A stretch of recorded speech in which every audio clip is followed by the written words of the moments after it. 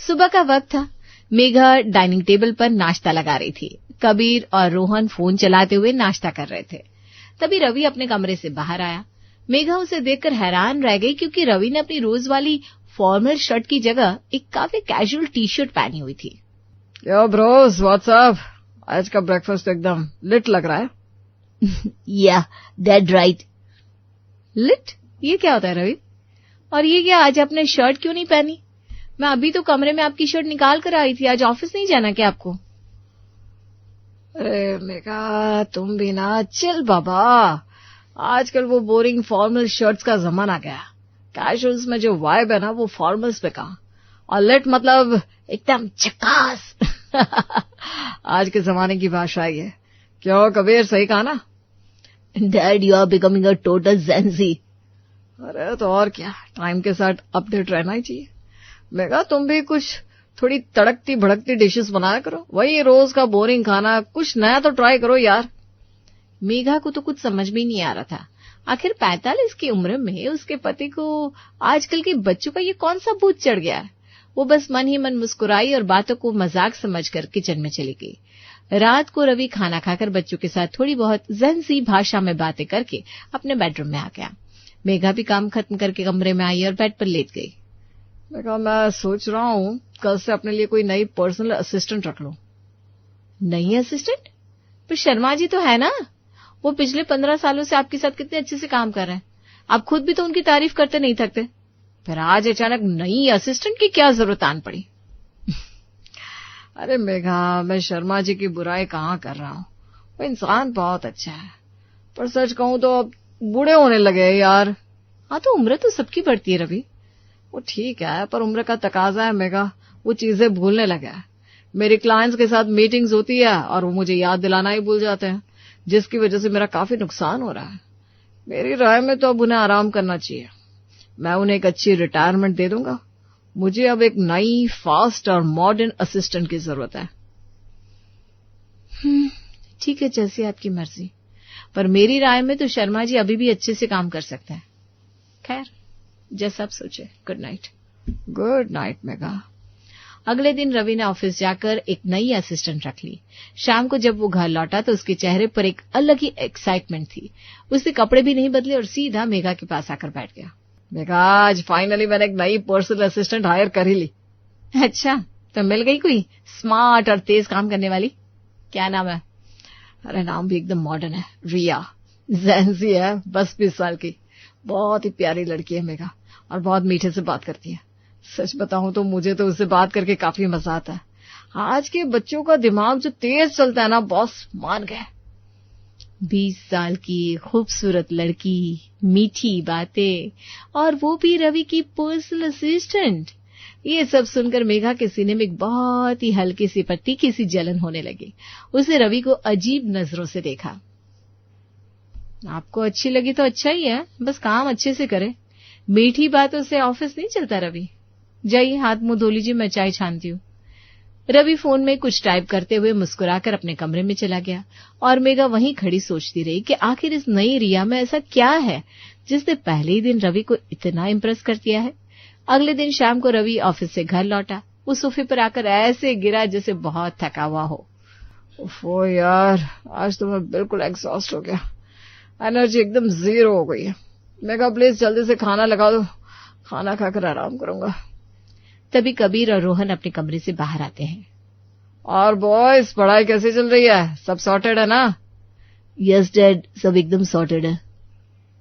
आपसे आजकल सीधी भाषा में बात नहीं होती क्या? जब देखो इसी तरह से बातें करते रहते हैं। आइए, खाना लग गया। अच्छा बताओ, खाने में क्या बनाया आज? दाल पालक बनाई है और गर्मा गर्म रोटियां। क्या मेघा, तुम भी वही दाल पालक, वही घर का बोरिंग देसी खाना। अरे कभी कुछ नया ट्राई किया करो ना यार। पता है, रिया ने लंच में डम्पलिंग्स मंगवाए थे। भाई क्या मजेदार चीज थी, एकदम माइंड ब्लोइंग। ये डम्पलिंग्स क्या होता है? कोई नए किस्म का पकौड़ा है क्या? ओह मॉम, आपको कुछ नहीं पता। डम्पलिंग्स मोमोज जैसे होते हैं, पर बहुत फैंसी और टेस्टी होते हैं। एग्जैक्टली। मुझे तो आजकल के जमाने की ये चीजें बहुत अच्छी लगने लगी है। उस लड़की का टेस्ट बहुत अच्छा है और उसकी वजह से आजकल मैं भी नई नई चीजें ट्राई कर रहा हूँ। उसकी वजह से काफी चेंज आ रहा है मुझ में। कुछ ज्यादा ही ख्याल नहीं रख रही आप दोनों का? मेरा मतलब है आपका, आपकी ये नई सेक्रेटरी। क्यों नहीं रखेगी, आखिर सेक्रेटरी है मेरी, फर्ज है उसका। चलो अभी तो मैं तुम्हारी ये दाल पालक ही खा लेता हूँ, परोसो तुम, मैं हाथ मुंह धोकर आता हूँ। रवि हाथ धोने चला गया। मेघा वहीं खड़ी हाथ में चम्मच लिए सोच रही थी, आखिर ऐसा भी क्या है उस लड़की में जो ये उस पर और उसके डम्पलिंग्स पर इतना फिदा हुए जा रहे हैं। अगले दिन शाम का वक्त था। मेघा किचन से बाहर आई तो उसे देखा कि रवि बालकनी में खड़ा फोन पर बातें कर रहा है। उसकी आवाज में एक अजीब सी फिक्र थी। मेघा के कदम वहीं ठिठक गए। रिया, तुम ठीक से पहुंच गई ना रूम पर? अरे तो ऑटो से क्यों गई? मैंने कहा था ना मेरी कार ले लो, मैं ड्राइवर को बोल देता। आजकल जमाना कितना खराब है, ऊपर से रात हो गई थी। मेघा के कान खड़े हो गए। उसका शक अब जलन में बदलने लगा था। चलो गुड, ठीक से पहुंच गई, अपना ध्यान रखना और कल टाइम से आ जाना। Okay bye. रवि ने फोन काटा और जैसे ही पलटा सामने मेघा को घूरते हुए पाया। मेघा की आंखों में सवालों की झड़ी लगी हुई थी। अरे इतने स्वीट लड़की है ना ये रिया, क्या बताऊं। मैंने कहा भी कि मेरी कार में चलो, मैं छोड़ देता हूं, पर नहीं, कहने लगी मैं ऑटो से चली जाऊंगी सर। मुझे तो फिक्र हो रही थी। ओहो, फिक्र हो रही थी। आपको पता है आपके छोटे बेटे को आज दोपहर में हल्की खांसी हो रही है, उसकी फिक्र हुई आपको? अरे मेघा, तुम ना फालतू में भड़क रही हो। वो बेचारी 20 साल की है, इस शहर में अकेली रहती है, तो एक बॉस होने के नाते फर्ज बनता है कि नहीं मेरा? हाँ, बहुत अकेली है। और आप तो जैसे पूरे शहर के गार्डियन एंजल बन गया है। बॉस कम, बॉडीगार्ड ज्यादा लग रहा है। कुछ कहा क्या तुमने? नहीं तो मैं तो बस ये सोच रही थी कि जो सेक्रेटरी आपका इतना ख्याल रखती है उससे तो मुझे देखना ही पड़ेगा। मेघा पूरी तरह से अलर्ट मोड में आ चुकी थी। उसने ठान लिया था कि कल सुबह ही वो कुछ ऐसा करेगी जिससे इस रिया का असली सच उसके सामने आ जाए। शनिवार की सुबह घर में छुट्टी का माहौल। मेघा ने सबके लिए नाश्ता लगाया और डाइनिंग टेबल पर रवि के सामने आकर बैठ गई। उसके दिमाग में वही रात वाली बात घूम रही थी और उसने अपने शक को दूर करने के लिए एक सॉलिड प्लान बना लिया था। रवि, पिछले कुछ दिनों से मैं देख रही हूँ आपके ऑफिस का सारा स्ट्रेस जैसे गायब ही हो गया है। अब आप काफी रिलैक्स और खुश रहने लगे और इसका पूरा क्रेडिट शायद आपकी उस नई सेक्रेटरी को जाता है। यार मेघा, सच कहूँ तो उस लड़की ने मेरा काम बहुत आसान कर दिया, बहुत स्मार्ट है। वही तो, इतनी तारीफ सुनी है मैंने उसकी, तो क्यों ना आज उसे घर पर लंच के लिए बुला लिया जाए। आप एक काम कीजिए ना, आज दोपहर के खाने पर उसे इनवाइट कर लीजिए। मैं भी तो देखूं आखिर वो कौन सी जादुई छड़ी है उसके पास जिसने मेरे पति की आधी उम्र और सारा स्ट्रेस एक झटके में कम कर दिया है। अरे Megha, that's a brilliant idea. वैसे भी आज सैटरडे है, मेरा वर्क फ्रॉम होम चल रहा है और काम भी थोड़ा कम है। वो बेचारे भी इस शहर में अकेली है, पीजी में बोर हो रही होगी वीकेंड पर, तो मैं अभी उसे मैसेज कर देता हूँ कि आज लंच वो हमारे साथ करेगी। उसे घर का बना हुआ खाना खाए भी बहुत दिन हो गए। ये सुनकर ना वो बहुत खुश हो जाएगी सच में। रवि ने तुरंत अपना फोन उठाया और मैसेज टाइप करने लगा। मेघा उसे देखकर अंदर ही अंदर सुलग रही थी। वाह, सैटरडे को भी मेरी सौतन। मेरा मतलब सेक्रेटरी को अकेले छोड़ने का मन नहीं है इनका। बेचारी बोर हो रही होगी। अभी आने दो उसे, मैं भी तो देखूं ये डम्पलिंग्स वाली मोहतरमा आखिर है कौन जो मेरे पति को अपने इशारों पर नचा रही है। दोपहर का वक्त हो चुका था। मेघा ने अपने सबसे अच्छी साड़ी पहनी थी। आखिर उसे भी तो दिखाना था कि वो भी किसी से कम नहीं है। तभी दरवाजे की घंटी बजी। रवि ने जाकर दरवाजा खोला। बाहर रिया खड़ी थी। उसने बहुत ही कैजुअल ओवरसाइज टी शर्ट और बैगी जींस पहनी हुई थी। चेहरे पर एक बहुत ही प्यारी और चुलबुली सी मुस्कान थी। हाय सर, ओएमजी, आपका घर तो बिल्कुल पिंटरेस्ट वाले घरों जैसा एस्थेटिक लग रहा है। वाइब भी एकदम अलग है यहाँ की। कबीर और रोहन भी अपने कमरे से बाहर आ गए। हाय कबीर, हाय रोहन, व्हाट्सअप गाइस। सर ने बताया कि तुम दोनों भी मेरी तरह एनिमे के बहुत बड़े फैन हो। यार डैड ने हमें आपके बारे में भी बहुत कुछ बताया है। तभी मेघा किचन से बाहर हॉल में आई। रिया की नजर जैसे ही मेघा पर पड़ी वो तुरंत उसकी तरफ मुड़ी। मेघा उसे बहुत ही तीखी नजरों से ऊपर से नीचे तक देख रही थी और रिया की कम उम्र और खूबसूरती का अंदाजा लगा रही थी। हेलो मैम, फाइनली आपसे मिलना हो ही गया। सर ऑफिस में सिर्फ आपकी और आपके हाथ के खाने की तारीफ करते रहते हैं। ऑनेस्टली मैम, मैं तो घर के खाने के लिए लिटरली तरस गई थी। थैंक यू सो मच मुझे इनवाइट करने के लिए। और हाँ, आज सच में बहुत गॉर्जियस लग रही है इस साड़ी में। हेलो रिया, वेलकम। रवि ने भी तुम्हारे बारे में बहुत कुछ बताया है। आओ बैठो, मैं तुम लोगों के लिए कुछ ठंडा लेकर आती हूँ। मेघा किचन की तरफ मुड़ गई। रिया की मीठी बातों ने मेघा के गुस्से को थोड़ा कम जरूर किया था, लेकिन एक पत्नी का शक इतनी जल्दी दूर कहाँ होता है। उसने किचन के दरवाजे से रिया और रवि को आपस में हंसते बोलते हुए देखना शुरू कर दिया। कुछ देर में मेघा ने डाइनिंग टेबल पर खाना लगा दिया। मेघा ने अपनी मशहूर दाल मखनी, शाही पनीर और पुलाव बनाए थे। खाने की खुशबू से पूरे घर में एक अलग ही माहौल था। रिया, कबीर और रोहन के बीच बैठी थी और टेबल पर एक बिल्कुल अलग यंग और मॉडर्न वाइब थी। मेघा शांत बैठकर सबको खाना परोस रही थी और अपनी पैनी नजरों से रवि और रिया के बर्ताव को गहराई से नोट कर रही थी। Wow, oh my God ma'am, seriously ये शाही पनीर आपने बनाया है? कसम से मैंने अपनी लाइफ में इतना अमेजिंग खाना कभी नहीं खाया। इसका टेस्ट ना एकदम नेक्स्ट लेवल है। हम भले ही बाहर का कुछ भी खा लें, पर घर का खाना इज द बेस्ट। मैंने कहा था ना रिया, मॉम के हाथ के खाने के आगे बड़े बड़े रेस्टोरेंट फेल है।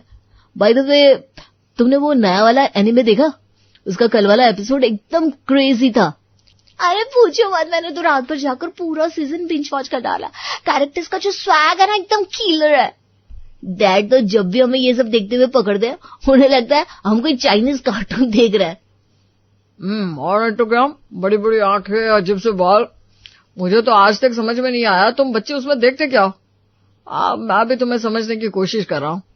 सो प्लीज आप हमारे एनिमे को कार्टून मत बोलिए। ये एक आर्ट है, इमोशन है। आप तो बस वो अपने बोरिंग न्यूज चैनल और शेयर मार्केट के ग्राफ से दिखा कीजिए। एक 20 साल की लड़की का अपने 45 साल के बॉस से ऐसे बेबाक तरीके से बात करना मेघा को थोड़ा अजीब लगा। उसने सोचा कि अब रवि भड़केगा या उसे बॉस होने का रुतबा दिखाएगा, लेकिन रवि का रिएक्शन तो कुछ और ही था। रवि रिया की बात सुनकर बुरा मानने के बजाय जोर से हंस पड़ा। अच्छा बाबा, नहीं बोलूंगा तुम्हारे एनिमे को कुछ भी, पर तुम ये क्या कर रही हो? मैंने देखा तुमने अपनी प्लेट में सिर्फ पनीर और पुलाव रखा। ये जो ग्रीन सैलेड और दाल है, ये क्या सजाने के लिए रखी है? उफ सर, आप ऑफिस में भी मुझे मेरे जंक फूड के लिए टोकते हैं और यहाँ भी मुझे ये घास फूस जैसी चीजें नहीं खानी। ये हेल्दी खाना आप खाइए, आपको अपना कोलेस्ट्रॉल भी तो मेंटेन करना है ना। मेरी हेल्थ एकदम फर्स्ट क्लास है, समझे? पर तुम जो ये दिन भर बाहर के मोमोज और डम्पलिंग्स खाती रहती हो ना, एक दिन बहुत तगड़ी वाली बीमार पड़ोगी। कल ही ऑफिस में पेट दर्द का बहाना बना रही थी ना। चुपचाप ये दाल और सलाद अपने प्लेट में रखो। मैम देखिए ना सर को, ये बॉस का मेरे पापा ज्यादा बनते हैं। मेरे पापा भी ना मुझे ऐसे ही हरी सब्जियां खाने के लिए डांटते थे। सर आप ना बिल्कुल मेरे डैड जैसी वाइब देते हैं। रिया की इस बात ने जैसे मेघा के दिमाग में चल रही शक की आंधी को एकदम से शांत कर दिया। मेघा के हाथ वहीं ठिठक गए। तुम्हारे डैड जैसे? हाँ मैम, मैं होम टाउन से यहाँ अकेले जॉब करने आई हूँ। शुरू में बहुत घबराहट होती थी, पर सर ने मुझे कभी एम्प्लॉय की तरह ट्रीट ही नहीं किया। ये मुझे टाइम पर खाने के लिए डांटते हैं, मुझे लेट होने पर कैब बुक करके देते हैं और मेरी छोटी छोटी गलतियों पर मुझे वैसे ही समझाते हैं जैसे मेरे पापा समझाते थे। सर सच में बहुत अच्छे हैं। अरे तो तू बच्ची तो है मेरी अपनी बेटी होती तो वो भी तो तेरे जैसी जिद्दी और चुलबुली होती ना। चल अब चुपचाप ये दाल खा ले, वरना मंडे को तेरा कोई पिज्जा ऑर्डर नहीं होगा ऑफिस में। ओके ओके, खा रही हूँ। मेघा ये सब देख रही थी और उसके अंदर का सारा शक, सारी जलन और सौतन वाली वो कड़वाहट एक झटके में पिघल गई थी। जो लड़की उसे अपने पति की सौतन लग रही थी, वो दरअसल उसके पति से एक बेटी वाले हक से जिद कर रही थी। और रवि की आंखों में रिया के लिए जो प्यार था, वो एक आशिक का नहीं बल्कि एक ऐसे पिता का था जिसे हमेशा से एक बेटी की कमी खलती थी। मेघा को अपनी ही सोच पर अब शर्मिंदगी और हंसी दोनों आ रही थी। शाम का वक्त हो चला था। हंसी मजाक और ढेर सारी बातों के बाद रिया अपने घर लौट गई। कबीर और रोहन भी रिया की तारीफ करते हुए अपने कमरे में वीडियो गेम खेलने चले गए। मॉम, रिया सच में बहुत कूल है। We had a great time. हाल में अब सिर्फ मेघा और रवि बचे थे। मेघा डाइनिंग टेबल साफ कर रही थी और रवि सोफे पर बैठकर टीवी का रिमोट ढूंढ रहा था। क्यों मेघा, आ गया ना मजा? कैसी लगी रिया? है ना एकदम मस्त और चुलबुली बच्ची? हाँ रवि, लड़की तो सच में बहुत अच्छी और प्यारी है, पर सच कहूं तो आपको कुछ ज्यादा ही अच्छी लगती है। हाँ यार मेघा, अच्छी तो लगती है। तुम तो जानती हो ना, हमारे 2 बेटे हैं, रोहन और कबीर। मेरी हमेशा से एक छोटी सी ख्वाहिश थी, काश हमारी एक बेटी भी होती जो ऐसे ही मुझसे नखरे दिखाती, मेरे पैसों से ऑनलाइन शॉपिंग करती और मेरी डांट सुनकर मुंह फुला लेती। सच में मेघा, जब मैं ऑफिस में रिया को देखता हूँ ना, जिस हक से वो मुझसे अपनी बातें मनवाती है मुझे ऐसा लगता है जैसे मुझे मेरी बेटी मिल गई है। बिल्कुल बेटी वाली फीलिंग आती है मुझे उससे। और रही बात ये ज़ेनज़ी भाषा बोलने की, तो यार आजकल के मॉडर्न बच्चे हैं, उनके साथ कदम से कदम मिलाकर चलने में हर्ज क्या है। दूरियां बनाने से अच्छा है आजकल के बच्चों का दोस्त बन जाना चाहिए, उसी में भलाई है। रवि की बातें सुनकर मेघा का दिल भर आया। उसका पति कितना नेक और साफ दिल का इंसान था, और वो न जाने अपने दिमाग में कैसी कैसी खिचड़ी पका रही थी। खैर, तुम्हारी शाही पनीर और उस लड़की की बातों ने आज मुझे थका दिया यार। मैं जाकर थोड़ा फ्रेश हो जाता हूँ और आराम कर लेता हूँ। तुम प्लीज मेरे लिए कड़क अदरक वाली चाय बना दोगी? मेरा बहुत मन कर रहा है चाय पीने का। अभी बनाकर लाती हूँ। रवि मुस्कुराता हुआ बेडरूम की तरफ चला गया। मेघा वहीं हॉल में खड़ी रह गई। उसने अपनी नजरें झुकाई और अचानक से उसके होठों से एक बहुत ही प्यारी सी हंसी छूट गई। वो अकेले में ही खुद पर हंस रही थी। तेरी की मेघा, तू भी ना उम्र 45 की हो गई, पर दिमाग अभी भी सीरियल्स वाली सास बहू और साथन पर अटका है। मैं भी पागल हूँ, पता नहीं क्या क्या सोच रही थी। इन दोनों के बीच तो बाप बेटी का इतना प्यारा सा बंधन बन चुका है, और मैं खामख्वाह डम्पलिंग्स और कैजुअल टी शर्ट्स में रोमांस ढूंढ रही थी। पागल। मेघा ने एक गहरी सुकून भरी सांस ली। उसे एहसास हो गया था कि दुनिया का हर प्यारा रिश्ता एक जैसा नहीं होता। कुछ रिश्ते बिना किसी खून के भी इतने गहरे होते हैं कि वे अधूरी ख्वाहिशों को पूरा कर देते हैं। एक बाप बेटी का रिश्ता आखिर होता ही इतना अनमोल है। चलो महारानी, सौतन का शक तो दूर हो गया। अब जाकर अपने बच्चों के पापा के लिए अदरक वाली चाय बना लो। मेघा एक बहुत ही प्यारी, ताजा और सुकून से भरी मुस्कान के साथ किचन की तरफ बढ़ गई। बाहर मौसम भी खूबसूरत था। आज मेघा के अंदर का मौसम भी शक के बादलों से आजाद होकर एकदम लिफ्ट हो चुका था।